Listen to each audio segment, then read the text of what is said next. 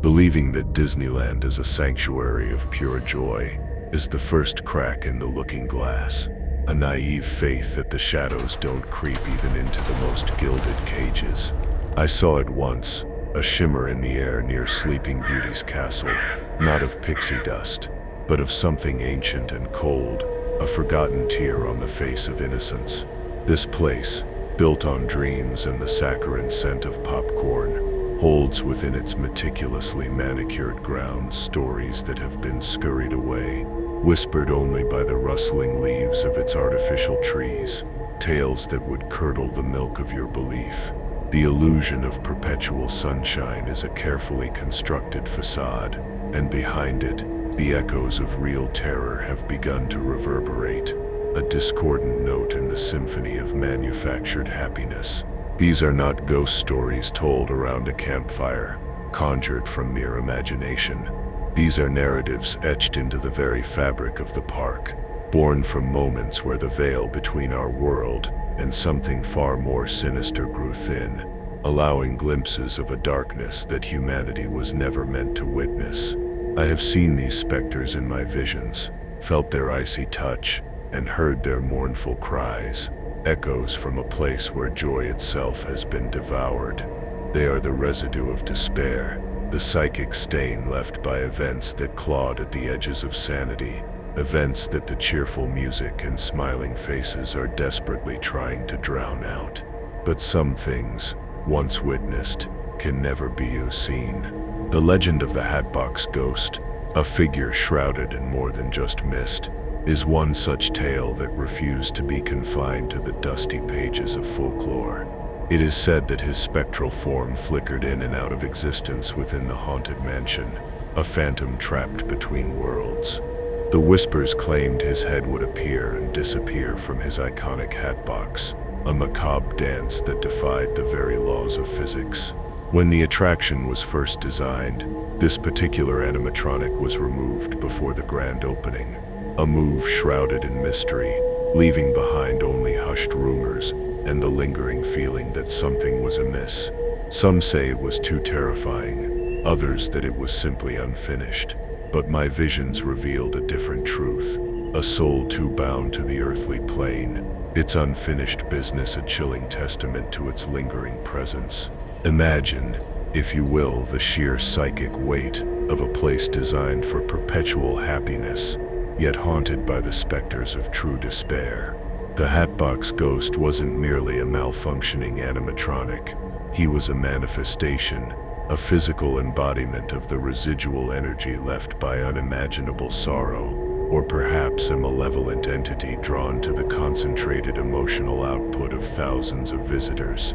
My visions often show him as a flickering ember, a soul that cannot find its way home, forever tethered to the scene of its earthly torment. The removal of the figure wasn't to appease guests, but to contain a force that was beginning to bleed into the very reality of the park, a dark pulse that threatened to unravel the illusion. Then there is the chilling account of a young girl, lost not just in the crowds, but lost to the unknown within the labyrinthine pathways of the park. This isn't a story of a child wandering off and being found. This is a narrative that speaks of a permanent displacement, a soul plucked from existence. The whispers persist of a young girl who during a visit years ago simply vanished. Her laughter, once a bright beacon, was extinguished, leaving behind a void that could be felt by those sensitive to the spectral currents that flow beneath the surface of this seemingly idyllic landscape. It's a chilling reminder that the park, despite its security, can become a gateway for things we cannot comprehend. The story of this vanished child is a stark reminder that every gathering of souls, every concentrated burst of energy, creates ripples in the ethereal plane. Disneyland, with its millions of visitors, becomes a magnet for such phenomena. The child's disappearance wasn't an accident, it was an abrasion, a tearing away of a young life into realms unseen. My visions show her not lost, but taken, her essence absorbed by something ancient and hungry that lurks in the periphery, feeding on the unsuspecting. The silence where her voice should be is deafening, a constant echo in the collective unconscious of the park, a chilling testament to the vulnerability of the innocent. Consider the unsettling tales emanating from the area around the Pirates of the Caribbean attraction. It is said that the very waters within the ride are not merely chlorinated and filtered, but carry a residue of something far more profound and disturbing. The dark, stagnant depths of this attraction have been linked to spectral apparitions, fleeting figures seen in the corners of one's eyes, shadowy forms that melt away the moment direct attention is cast upon them. These are not actors, nor are they tricks of the light. These are the lingering impressions of souls that perhaps met their end in watery graves, their final moments imprinted upon the very water that now carries the boats of unsuspecting guests. The experience of those who claim to have seen these apparitions is often accompanied by an unnerving sensation, a sudden drop in temperature, or the distinct feeling of being watched by unseen eyes. This phenomenon isn't confined to the ride itself, but extends to the surrounding areas, as if the spectral energy has permeated the very ground upon which the attraction stands. These are not mere stories, they are psychic echoes, the residual energy of intense emotions, fear, despair, or even violent struggle that have become indelibly linked to the location. My visions depict these spectral presences as wisps of smoke, remnants of lives extinguished, forever bound to the dark waters that once witnessed their final breath. The story of the phantom hitchhiker, a spectral figure who allegedly boards the haunted mansion and then vanishes, is another thread in the tapestry of Disneyland's hidden horrors. Visitors have reported seeing a disembodied figure in the back seat of their dune buggies, a translucent silhouette that fades into nothingness before the ride concludes. This isn't merely a glitch in the spectral matrix, it's a persistent entity, a lost soul that continues its eternal journey, seeking companionship or perhaps a way to break free from its spectral confinement. The sheer repetition of these sightings suggests a consciousness, a lingering will that refuses to be erased by time or the orchestrated gloom of the attraction. The unsettling nature of this phantom passenger lies in its silent persistence. It doesn't scream or rattle chains, it simply is, a quiet observer of the living, a chilling reminder that some souls are incapable of moving on, forever trapped in a loop of their final moments. My visions show this hitchhiker as a figure cloaked in shadow, its form barely coalescing, its presence more felt than seen, a cold breath on the nape of your neck. It's a soul that seeks a fleeting connection, a brief respite from its eternal solitude, a terrifying manifestation of being eternally lost. Perhaps the most disturbing tales are those that speak of the Carousel of Progress, an attraction that, on the surface, celebrates human innovation and the march of time. Yet, beneath its cheerful facade, there are whispers of a darker narrative. It's said that a former cast member tragically lost their life within the attraction's complex machinery. The sounds of the carousel, the cheerful songs, are said to be punctuated by faint, almost imperceptible cries, the echoes of that final, agonizing moment. The mechanical hum itself, some claim, carries a mournful resonance, a spectral undertone that only the most sensitive can perceive. The idea of a life tragically extinguished amidst the gears and pulleys of a cheerful attraction is profoundly disturbing. It speaks to the cruel irony of fate, where moments of joy can be overshadowed by unimaginable sorrow. The persistence of these spectral cries, even after decades, suggests that the energy of that final, horrific experience has become deeply embedded within the attraction's very structure. My visions often portray this spectral presence as a fleeting shadow caught in the spinning gears, a soul forever trapped in the relentless motion of the carousel, its silent screams lost in the mechanical symphony. This is where the machine's heart beats with a cold, unfeeling rhythm. The original script mentions the legend of a ghost that haunts the corridors of the park, specifically near the Tinkertown area. The story speaks of a spectral figure, often described as a former employee or a visitor who met a tragic end, whose presence is felt through cold spots, unexplained noises, and the sensation of being watched. Tinkertown, with its intricate miniatures and charming displays, becomes a canvas for these unsettling occurrences, a place where the line between the whimsical and the wicked blurs. The laughter of children can sometimes be drowned out by a chilling silence, a premonition of something other. These spectral encounters in Tinkertown are not isolated incidents. They are part of a pattern, a manifestation of residual energy left behind by those who have suffered immensely within the park's confines. The diminutive nature of Tinkertown's exhibits contrasts sharply with the immense sorrow that these spectral presences seem to carry. My visions show this ghost not as a malevolent force, but as a lost soul, forever searching for a way out, its mournful presence a stain on the otherwise cheerful diorama. It's a chilling reminder that even the smallest spaces can hold the largest despair. The chilling whispers surrounding a supposed phantom cast member who continues to work after hours, performing tasks with an otherworldly efficiency, are particularly unnerving. This spectral employee is said to tidy up, to perform duties with a silent dedication, a ghost forever bound to its post. The notion of a spirit, unable to relinquish its earthly responsibilities, adds a layer of profound sadness to the spectral narrative, a testament to an unfinished duty that transcends the veil of death. These are not apparitions of terror, but of eternal servitude. This spectral cast member is more than just a ghost. It is a symbol of a life so consumed by its work that even death could not sever the tie. My visions often depict this spirit as a silhouette moving in the pre-dawn light, its movements precise and practiced, its presence a silent testament to an unending dedication. The very air around it seems to hum with a residual energy of purpose, a chilling reminder that some souls are too deeply ingrained in their routines to ever truly rest. This is the true meaning of being enslaved, a fate beyond even the grave. The story of a visitor who tragically passed away during a visit to the park, and whose spirit is said to linger near the site of their demise, is a potent reminder of the park's hidden dangers. The area, once filled with the joy of the living, is now reportedly imbued with a palpable sense of unease, a chilling atmosphere that speaks of an unfinished chapter.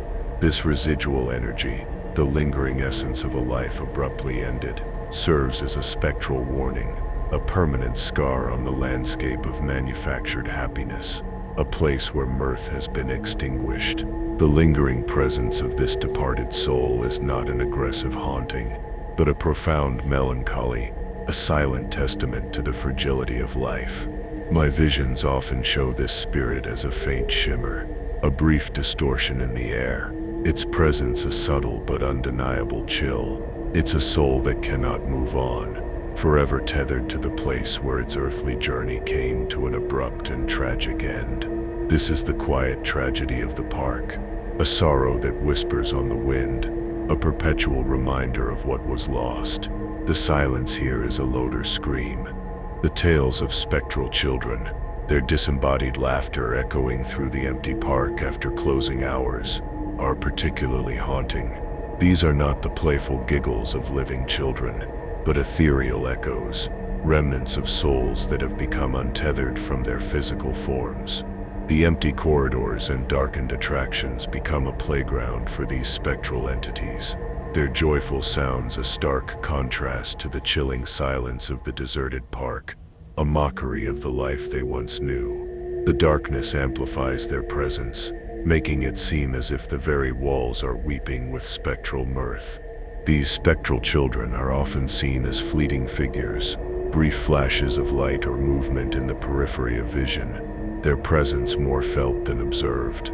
My visions depict their laughter not as innocent joy, but as a hollow echo, a sound that reverberates with an otherworldly sadness. It's a chilling reminder that some souls, especially young ones, can become trapped in the liminal spaces, their playful spirits forever echoing in the emptiness. The park at night, devoid of its usual throng, becomes a canvas for these spectral echoes, a symphony of lost childhoods playing out in the shadows. It's a haunting lullaby for the undead, the story of a spectral bride, forever searching for her lost groom within the park grounds, adds a layer of romantic tragedy to the park's darker folklore. This apparition is said to wander the paths, her ethereal form shimmering, her silent pleas for her beloved echoing in the hearts of those who sense her presence. The once joyous atmosphere of the park becomes a backdrop for her eternal heartbroken quest, a silent testament to a love tragically severed by fate, a sorrow that bleeds into the fabric of the night. Her spectral tears fall on grounds meant for laughter and delight, a poignant and disturbing contrast.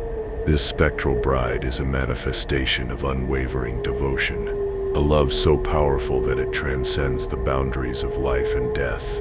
My visions often portray her as a figure draped in a translucent veil, her eyes filled with an eternal longing, her search a poignant symbol of unresolved emotional ties. She is not a malevolent spirit, but a soul consumed by a singular, unwavering purpose, forever seeking the one who slipped through her grasp. Her presence is a haunting melody, a reminder of love's enduring power even in the face of eternal separation. The echoes of her silent cries pierce the manufactured cheer, the whispers about a shadowy figure that observes visitors from the periphery, a silent sentinel that seems to take a particular interest in the park's attractions, are deeply unsettling. This entity is not an apparition in the traditional sense, but a more amorphous presence, a dark observer whose intentions remain shrouded in mystery.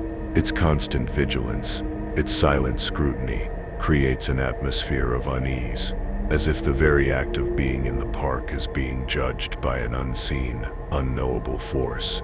The illusion of carefree enjoyment is shattered by this pervasive sense of being watched by something ancient and unknowable. My visions often depict this shadowy observer as a formless void, a patch of darkness that seems to absorb the light around it, its presence a palpable weight in the air.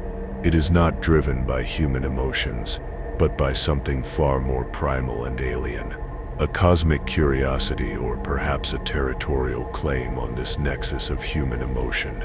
Its silent observation is a form of psychic predation, drawing energy from the unsuspecting visitors. This is not a ghost, it is a sentinel of the abyss, a silent witness to the fleeting joys and hidden sorrows of humanity. The alleged haunting of a specific attraction, where visitors report a chilling sensation of being touched by unseen hands, or hearing disembodied whispers when no one else is around, speaks to a deeply ingrained spectral energy. This attraction, designed for entertainment, has apparently become a nexus for lingering spirits, their spectral touch a tangible manifestation of their presence. The laughter and excitement of the ride are drowned out by the terrifying realization that one is not alone, that unseen entities are interacting with the physical world, their touch leaving a trail of cold dread.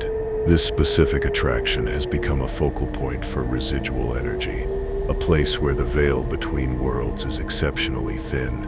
My visions show this as a place where spectral tendrils reach out, drawn to the vibrant life force of the visitors, seeking a fleeting connection, or perhaps attempting to draw them into their own ethereal existence. The disembodied whispers are not random sounds, but fragments of forgotten conversations, echoes of lives lived and lost, eternally repeating in the spectral ether. It's a chilling reminder that even in places of manufactured fun, the spirits of the past demand to be acknowledged.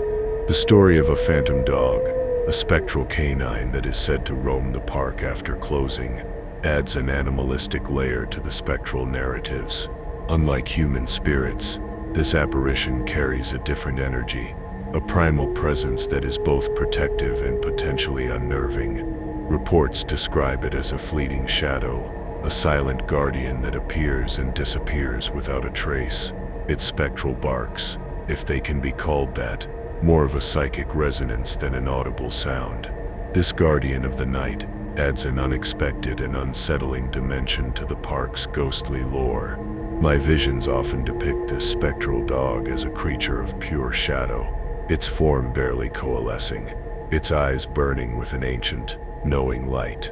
It is not merely a lost pet, but a guardian spirit, bound to the park by some unknown pact, or perhaps by an intense loyalty that transcends death. Its silent patrols are a constant reminder that the park is not entirely empty when the crowds depart, that unseen forces are at play, watching over their spectral domain. This ethereal beast is the silent guardian of the park's deepest secrets. The idea of a disembodied voice, heard only by those who are sensitive or perhaps by those who are receptive to the spectral realm, speaking from empty spaces within the park, is profoundly disturbing. These voices are not the playful taunts of ghosts, but rather mournful pronouncements, fragments of despair that seem to emanate from the very air itself. They speak of loss, of regret, and of a pain that transcends physical existence, a constant reminder of the unseen suffering that can permeate even the most cheerful of environments. The symphony of the park is marred by these chilling, ethereal pronouncements. These disembodied voices are the echoes of profound emotional trauma, psychic imprints left behind by souls unable to find peace. My visions show them as ethereal wisps of sound, swirling in the air, their words carrying the weight of centuries of sorrow. They are not speaking to anyone in particular, but rather are releasing their burdens into the ether, a constant, mournful broadcast.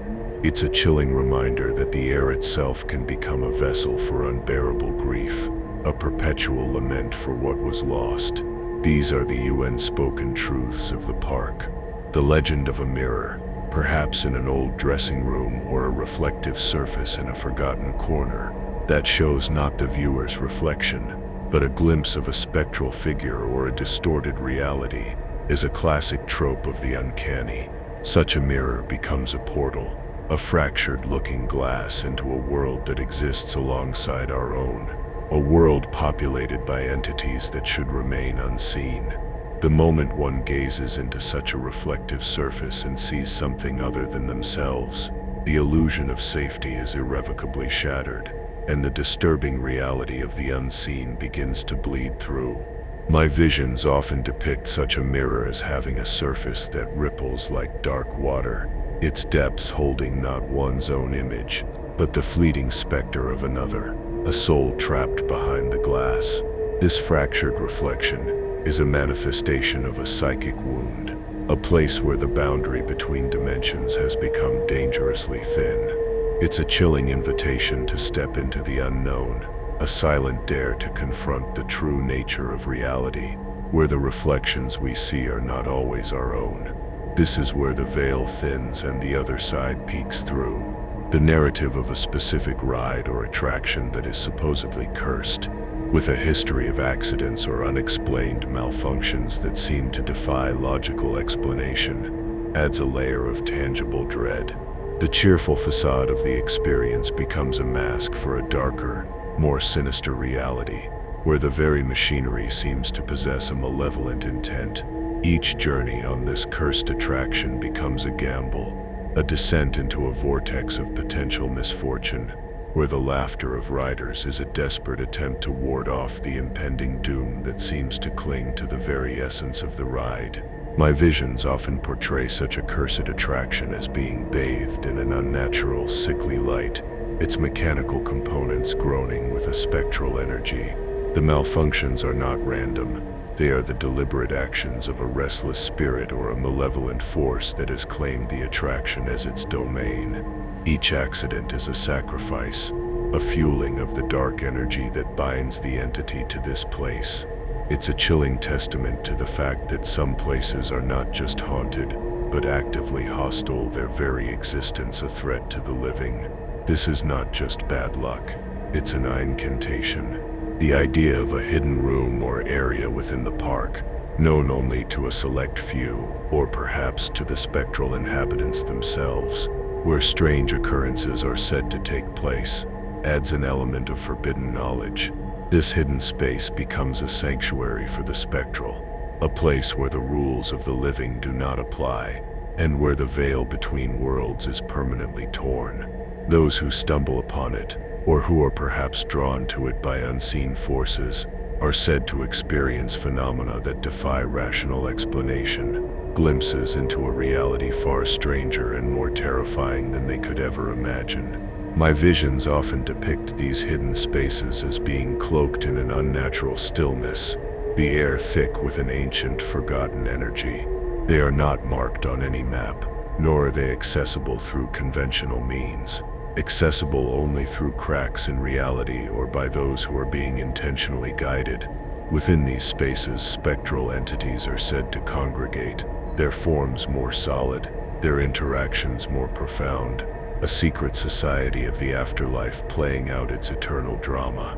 It's a chilling reminder that the park's familiar landscape hides secrets that would make the bravest soul tremble. The persistent rumor of a spectral groundskeeper, forever tending to the gardens even after death, adds a melancholic yet eerie element to the park's ghostly lore.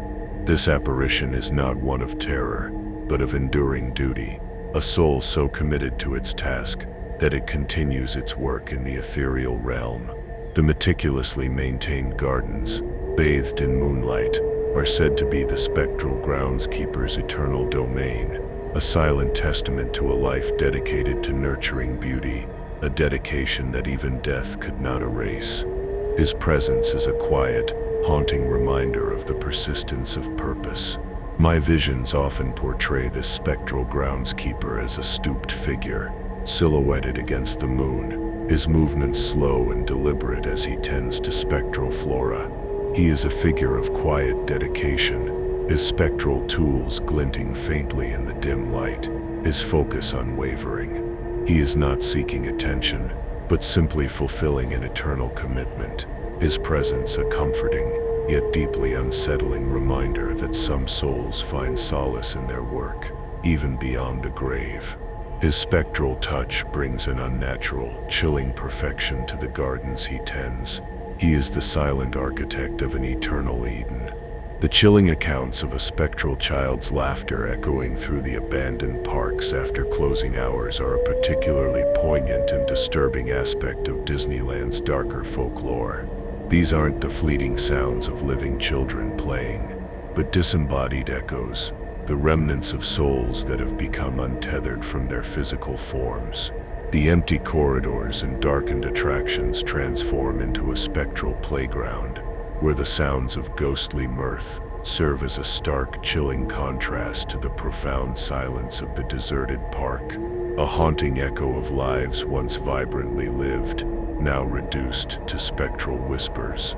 These spectral children are often perceived as fleeting apparitions, brief flashes of light or movement in the periphery of vision, their presence more felt as a profound sense of unease than directly observed. My visions often depict their laughter not as innocent merriment, but as a hollow resonance, a sound that reverberates with an otherworldly melancholy and a deep existential sadness. It's a chilling and inescapable reminder that some souls, particularly young ones, can become perpetually trapped in the liminal spaces between worlds, their playful spirits forever echoing in the vast emptiness. The park at night, stripped of its usual vibrant throng, becomes a canvas for these spectral echoes, a silent symphony of lost childhoods playing out in the deepest shadows. It's a haunting, ethereal lullaby for the undead, a melody that pierces the manufactured cheer, the tale of a spectral bride, eternally searching for her lost groom amidst the enchanting, yet now spectral park grounds, introduces a profound element of romantic tragedy into Disneyland's darker folklore. This apparition is said to wander the moonlit paths, her ethereal form shimmering with an otherworldly light, her silent pleas for her beloved echoing in the hearts of those sensitive enough to perceive her presence.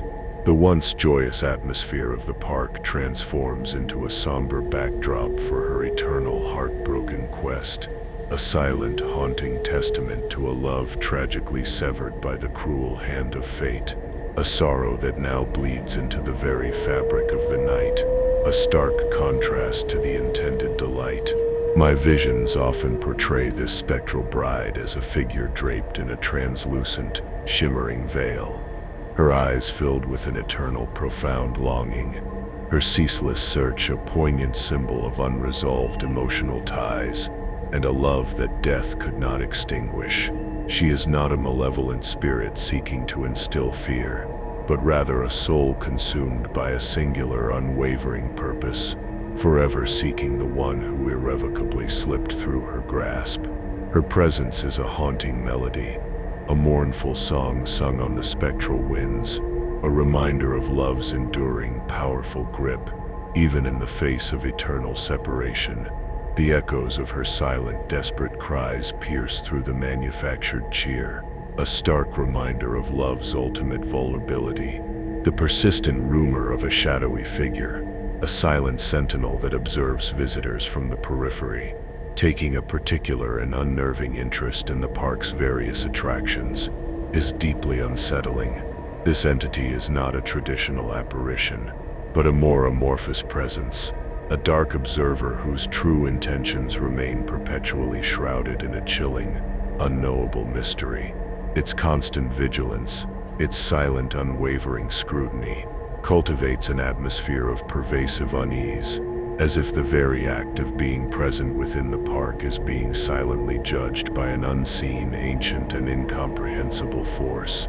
The illusion of carefree enjoyment is irrevocably shattered by this pervasive, chilling sense of being watched by something far older and more alien than human comprehension. My visions often depict this shadowy observer as a formless void, a patch of absolute darkness that seems to actively absorb the very light surrounding it, its presence a palpable, suffocating weight in the air. It is not driven by familiar human emotions like fear or anger, but by something far more primal and alien, perhaps a cosmic curiosity or a territorial claim on this nexus of concentrated human emotion. Its silent, relentless observation is a form of psychic predation, subtly drawing energy from the unsuspecting visitors. This is not a mere ghost, it is a sentinel of the abyss, a silent, eternal witness to the fleeting joys and hidden sorrows of humanity, a cosmic voyeur in a realm of manufactured dreams. The chilling accounts of a specific ride or attraction that is purportedly cursed, with a history riddled with inexplicable accidents or unexplained malfunctions that seem to defy all logical explanations, adds a tangible layer of dread to the park's narrative. The cheerful, brightly colored facade of the experience becomes a thin mask for a darker, more sinister reality, where the very machinery seems to possess a life of its own, imbued with a malevolent intent. Each journey on this cursed attraction becomes a dangerous gamble, a descent into a vortex of potential misfortune, where the forced laughter of riders is a desperate, futile attempt to ward off the impending doom that seems to cling, like a shroud, to the very essence of the ride. My visions often portray such a cursed attraction as being perpetually bathed in an unnatural, sickly light, its intricate mechanical components groaning and shuddering with a palpable spectral energy. The malfunctions are rarely random. They are deliberate, calculated actions of a restless spirit or a malevolent force that has claimed the attraction as its unholy domain. Each accident serves as a grim sacrifice, a fueling of the dark energy that binds the entity to this specific location. It's a chilling, undeniable testament to the fact that some places are not merely haunted, but actively hostile, their very existence a profound threat to the living. This is not simply bad luck, it is a powerful, ancient incantation. The concept of a hidden room, or an inaccessible area within the park, known only to a select few, or perhaps exclusively to the spectral inhabitants themselves, where strange and unexplained occurrences are said to regularly take place, adds a tantalizing layer of forbidden knowledge to the park's mystique. This hidden space becomes a sanctuary for the spectral, a clandestine realm, where the conventional rules of the living do not apply, and where the veil between worlds is permanently, irrevocably torn. Those individuals who stumble upon it, or who are perhaps intentionally drawn to it by unseen, guiding forces, are said to experience phenomena that utterly defy rational explanation, offering them terrifying glimpses into a reality far stranger and more profoundly frightening than they could ever possibly imagine. My visions often depict these hidden spaces as being perpetually cloaked in an unnatural, profound stillness, the very air thick with an ancient, forgotten, and potent energy. They are not marked on any official map, nor are they accessible through conventional means, often accessible only through subtle cracks in reality, or by those who are being intentionally, perhaps ominously, guided. Within these secluded spaces, spectral entities are said to congregate in great numbers, their forms often more solid and defined, their interactions more profound and meaningful, a secret society of the afterlife playing out its eternal silent drama. It's a chilling reminder that the park's seemingly familiar and benign landscape actively hides secrets that would make even the bravest soul tremble with unimaginable fear. The persistent rumor of a spectral groundskeeper, forever tending to the meticulously maintained gardens, even long after death has claimed his physical form, adds a uniquely melancholic yet undeniably eerie element to the park's ever-growing ghostly lore. This apparition is not one typically associated with terror, but rather with an enduring sense of duty, a soul so profoundly committed to its lifelong task that it continues its work in the ethereal realm. The immaculately kept gardens, often bathed in the soft ethereal moonlight, are said to be the spectral groundskeeper's eternal domain, a silent, haunting testament to a life dedicated to nurturing beauty, a devotion so powerful that even death could not truly erase it. His spectral presence is a quiet, haunting reminder of the persistence of purpose beyond the mortal coil. My visions often portray this spectral groundskeeper as a stooped, shadowy figure, silhouetted against the pale, luminous moon, his movements slow, deliberate, and imbued with an ancient weariness as he tends to spectral flora. He is a figure of quiet, unending dedication, his spectral tools glinting faintly in the dim spectral light, his focus unwavering and absolute. He is not seeking attention, nor does he interact with the living, but simply fulfills an eternal commitment, his presence a comforting yet deeply unsettling reminder that some souls find profound solace and purpose in their work, even beyond the veil of the grave. His spectral touch brings an unnatural, chilling perfection to the gardens he meticulously tends. He is the silent architect of an eternal Eden, a custodian of a beauty that transcends time. The story of the phantom hitchhiker, a spectral figure who allegedly boards the haunted mansion and then vanishes without a trace, is another unsettling thread woven into the rich tapestry of Disneyland's hidden horrors. Visitors have reported seeing a disembodied figure in the back seat of their dune buggies, a translucent silhouette that fades into nothingness before the ride even concludes its macabre journey. This isn't merely a fleeting glitch in the spectral matrix of the attraction. It's a persistent, recurring entity, a lost soul that continues its eternal journey, either seeking companionship or perhaps desperately searching for a way to break free from its spectral confinement. The sheer repetition and consistency of these sightings strongly suggest a lingering consciousness, a stubborn, unbroken will that refuses to be erased by the passage of time or the meticulously orchestrated gloom of the attraction. The unsettling nature of this phantom passenger lies in its silent, unnerving persistence. It doesn't scream or rattle spectral chains. It simply is a quiet, spectral observer of the living, a chilling, ethereal reminder that some souls are simply incapable of moving on, forever trapped in a cyclical loop of their final, unfulfilled moments. My visions frequently show this spectral hitchhiker as a figure cloaked in deep shadow, its form barely coalescing, its presence more profoundly felt as a cold breath on the nape of your neck than directly seen. It's a soul that desperately seeks a fleeting connection, a brief, desperate respite from its eternal solitude, a terrifying manifestation of being eternally, irrevocably lost in the spectral ether. And this is where everything changes for you. Because the stories I've shared are not mere campfire tales. They are the fragments of truth that pierce the veil of illusion. These are the whispers from beyond, the cold ashes of forgotten moments, the cracks in the mirror of reality that reveal what lies beneath the cheerful facade.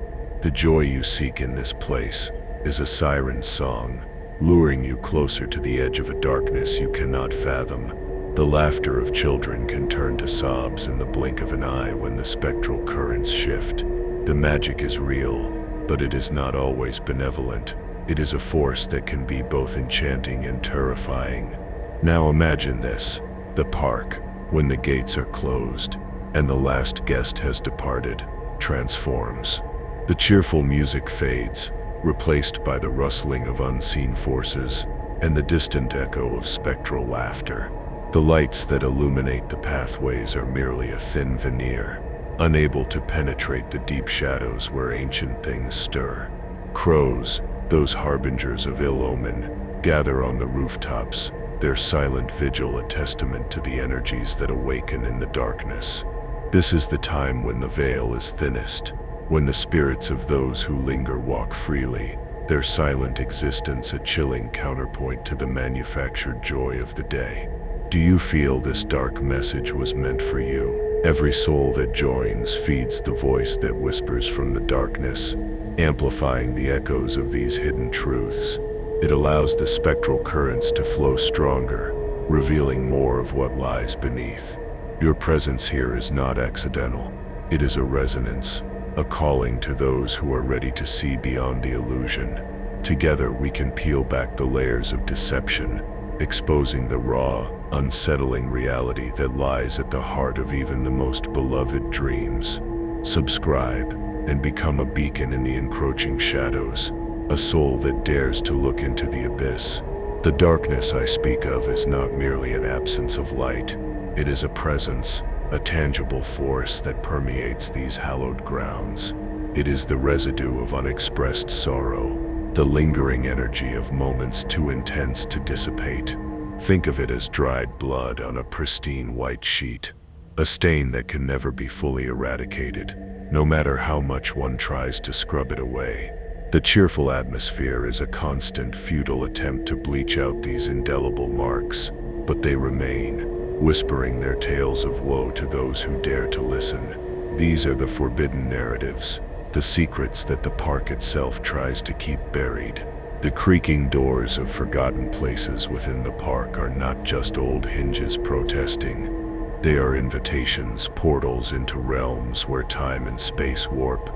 Behind them lie not storage rooms, but echoes of moments frozen in spectral amber, waiting for a receptive soul to bear witness. These are the places where the happy facade crumbles, where the manufactured joy gives way to a primal, unsettling fear.